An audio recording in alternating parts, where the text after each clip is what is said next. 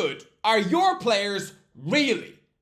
This one is not going to go down well. This video is going to be about as awkward as a Sol Campbell podcast. Hello, I am the Irish guy, and right, today I'm going to take a look at every Premier League club and find each team's current best player who would not get into their previous team's starting 11. I know, you're all gonna hate this one. I can already feel you all biting my ankles like hungry puppies, but yes, I'm gonna find your best player who is no longer good enough for their former club. Right, let's go. Arsenal, Martin Odegaard, Real Madrid. It must be strange to be Martin Odegaard because he used to be the most famous 15-year-old footballer on the planet. When he was a teenage midfield sensation in Strom Godzet, he was seen as a blonde Bieber. Price above, he made his senior Norway debut 11 years ago. He's still only 26. That is nuts. So when he got that early move to Real Madrid in 2015, imagine telling him that 10 years later, not only would he no longer be at the Bernabeu, but that he wouldn't even be the best Norwegian player on the planet. Oh, you'd be sure he was the next Freddie Adu. Because Norway is Norway. When I was growing up, their best player was at Blackburn Rovers. But look, Odegaard has developed into a very good player. He's Arsenal captain. He is better than any Real Madrid fan ever thought because he was officially at the Bernabeu for 6 long years and barely played. Look, he's a very good player, but does he get into Real Madrid's current midfield? No. Jude Bellingham keeps him out. Aston Villa, Morgan Rogers, Middlesbrough. You might think I'm mad, but I don't know. I'm not totally convinced that Morgan Rogers would start for Middlesbrough. You know, I've always been a big fan of Hayden Hackney. Okay, I'm sorry, don't worry. Don't throw your phones out the window. No, okay, I'm just joking. Okay, relax. Let's do this one again. Aston Villa, Emiliano Martinez, Arsenal. Yeah, I'm not joking. Look, I might be wrong with this one. I might be. But do I think that Arsenal would happily trade David Raya for Emiliano Martinez if they got the chance? I mean, it makes total sense, right? Because Martinez is a world champion with Argentina and was literally voted the best goalie on the planet at the Ballon d'Or. Yeah, that's a cute little prize, but I hate to pee in your goldfish bowl, mate. But do you know who has scooped that award in the past? Edouard Mendy. Yeah, he would soon crumble into cat food at Chelsea. But I think Martinez is great. Absolutely. But I think Raya is slightly better with the ball at his feet. He's finally become Spain's #1. Look, this is the tiniest of percentages.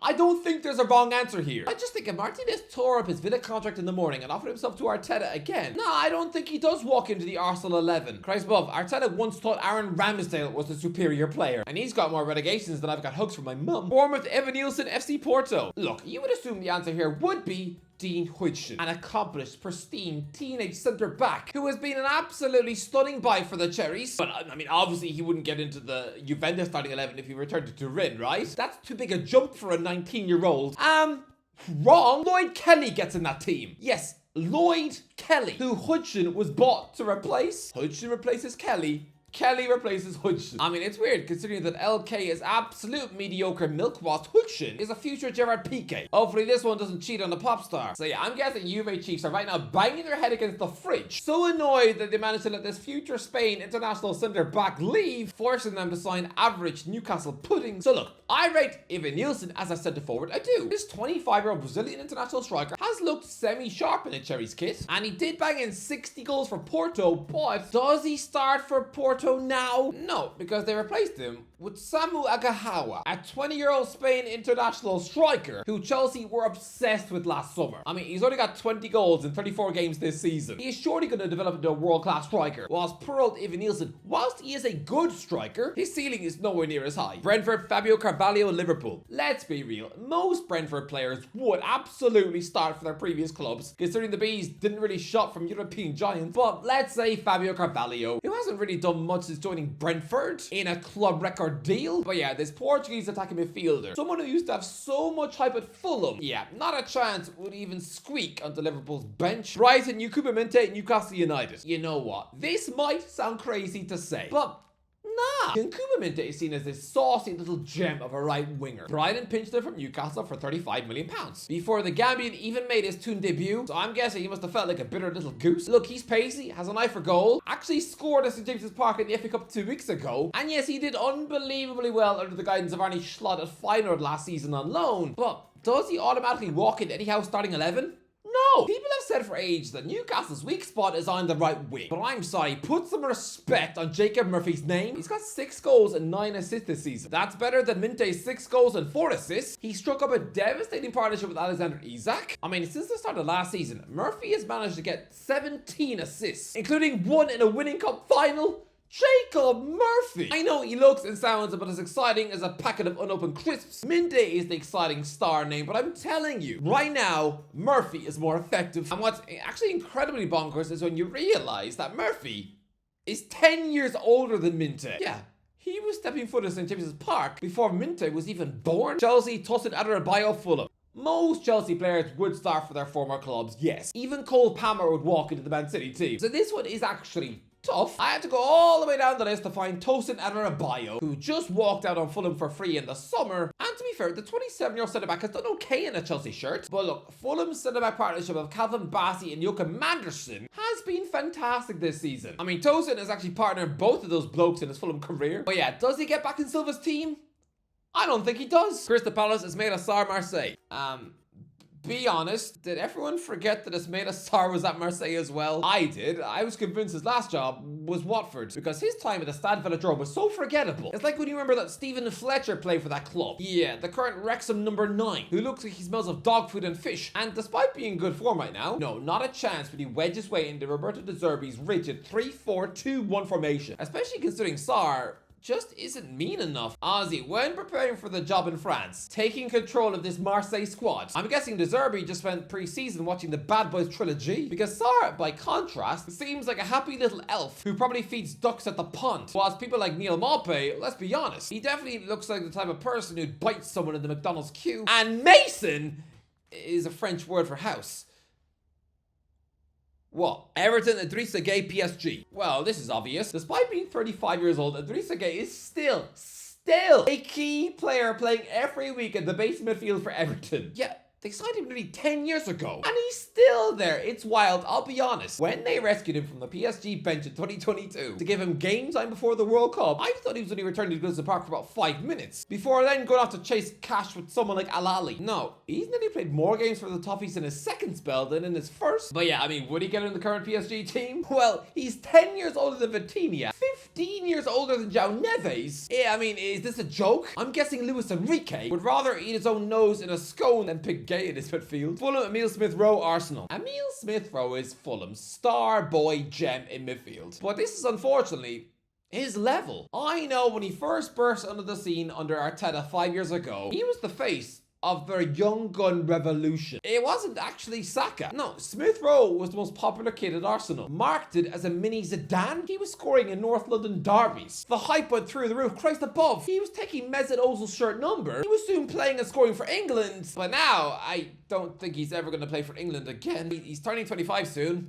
50% of the way to 50 years old. Fulham is his level. Would he get back on the Arsenal first team? There's more chance of me eating a penguin at the zoo. Ipswich Town, Liam Delap, Man City. 2 words. Erling Haaland. Next, Leicester City, Harry Winks, Tottenham. There are no good Leicester City players, but let's say Harry Winks. And you might think that nobody thinks he's good anyway, but really? Because before Halloween, this Leicester City muffin was outrageously tipped for an England recall by Gary Neville. Bear in mind, Neville actually used to be an England coach, and here he was thinking this nearly 30-year-old pancake should be in contention for the next World Cup. Absolute garbage, and no chance with James Alcott's twin star for Spurs. Liverpool, Ryan Gravenberch, Bayern Munich. Ryan Gravenberch has been tremendous at the base of Liverpool's midfield, which is surprising because when he first joined under Klopp, he looked no more special than a slice of unbuttered toast. But no, he has been one of the stars of the season. But does he get in Vincent Kompany's Bayern Munich team? I know, it's crazy that Kompany would now turn up his nose at someone like Gravenberch, when last season he was picking Josh Cullen and Josh Brownhill in midfield every week. But does he really start ahead of Joshua Kimmich, Alexander Pavlovich, or João Palhinha? It's close, but I still think Gravenberch would be Bayern's 4th choice DN. I know, Liverpool fans will be puking in their sandwiches because they'll be telling me that Gravenberch is ridiculously elite. But calm down. He's just another Gini Wijnaldum. A strong Dutch defensive midfielder. Yes, brilliant. Very, very good, but never world class. Man City, Jack Grealish, Aston Villa. Jack Grealish's Manchester City career is so done. His head is gone. 2 weeks ago, he was literally out partying in a pub where Niels off my YouTube shorts used to work. I wish I'd known he was in Newcastle City Centre. I would have gone to find him. But no, he's not knuckling down and trying to get a spot back. Oh no, he's perfectly content to sit at home, probably wolfing down cheeseburgers after work. So right now, does he get into the Aston Villa team? No. No, he doesn't. He wouldn't even have the fitness levels for a start. Because, yeah, Marcus Rashford has also been out of sorts this season. But he's still done enough, shown enough to get back in the England squad. Grealish, instead, is just some sad potato. He hasn't scored a Premier League goal since 2023. That's 2 Christmases ago. Come on. Imagine telling anyone back in 2021 that 4 years later, this £100 million star would no longer be good enough for Villa starting 11. It would be like somebody telling West Ham that in a couple of years, they will have outgrown Declan Rice. Like, what? Man United, Manuel Ugarte, PSG. Look, despite Manchester United having a completely hideous season, I actually think Manuel Ugarte is a very good midfielder. And Mini João Palhinha, a top DM. He's a Uruguayan chopper with quality technique, but come on. PSG's current midfield is majestic beyond belief. Does Ugarte squeeze away past Fabian Ruiz, Vitinha, or João Neves? No, absolutely not. No chance. This PSG midfield is elite. Newcastle, Nick Pope, Burnley. Look, this might seem incredibly harsh, considering he just helped Newcastle win the League Cup. Nick Pope has just become a Magpies legend, and yet here I am saying that he wouldn't get into Burnley, a championship team. Well, yes, the proof is in the pudding, because the Burnley #1 is in the England squad.